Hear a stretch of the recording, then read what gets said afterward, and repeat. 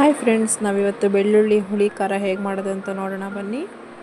ಮೊದಲಿಗೆ ಒಂದು ಬಾಣಲೆಯಲ್ಲಿ ಎಣ್ಣೆ ಹಾಕಿ, ಎಣ್ಣೆ ಕಾದ್ಮೇಲೆ ಸಾಸಿವೆ ಹಾಕಿ, ಸಾಸಿವೆ ಚಟಪಟ ಅಂದ ತಕ್ಷಣ ಅರ್ಧ ಚಮಚ ಮೆಂತ್ಯ ಕಾಳು, ಅರ್ಧ ಚಮಚ ಕಾಳು ಮೆಣಸು ಹಾಕಬೇಕು. ಅದು ಚಟಪಟ ಅಂತ ಇರಲಿ.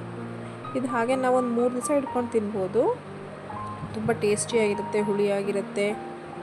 ದೋಸೆ, ಇಡ್ಲಿ ಆರ್ ರೈಸ್ ಜೊತೆಗೆ ತಿನ್ಬೋದು, ಚೆನ್ನಾಗಿರುತ್ತೆ ನೋಡಿ. ಈಗ ಇದು ಕರ್ಬೇವಿನ ಸೊಪ್ಪು ಹಾಕಿ ಫ್ರೈ ಆಗಿದ ತಕ್ಷಣ ಬೆಳ್ಳುಳ್ಳಿ ಒಂದು 5 ಹೆಚ್ಚಿಟ್ಕೊಂಡಿರೋದು ಅಂಥದ್ದು ಹಾಕಿ ಚೆನ್ನಾಗಿ ಫ್ರೈ ಮಾಡ್ತೀನಿ. ಇದು ಮೇಯ್ನ್ ಇಂಗ್ರೀಡಿಯೆಂಟ್ಸ್ ಬೆಳ್ಳುಳ್ಳಿ. ಇದಕ್ಕೆ ಒಂದು 3 ಈರುಳ್ಳಿ, ಹೆಚ್ಚಿಟ್ಟಿರೋಂಥ ಈರುಳ್ಳಿ ಹಾಕಿ ಚೆನ್ನಾಗಿ ಫ್ರೈ ಆಗಬೇಕು. ಈಗ ನೋಡಿ, ಈಗ ಆಗ್ತಾ ಇದೆ. ಈರುಳ್ಳಿ ಚೆನ್ನಾಗಿ ಫ್ರೈ ಆದಮೇಲೆ ರುಚಿಗೆ ತಕ್ಕಷ್ಟು ಉಪ್ಪು, ಆಮೇಲೆ 1.5 ಸ್ಪೂನ್ ಅಚ್ಚ ಖಾರದ ಪುಡಿ, ಅರಿಶಿನ ಪುಡಿ ಹಾಕಿ ಚೆನ್ನಾಗಿ ಮಿಕ್ಸ್ ಮಾಡಿ.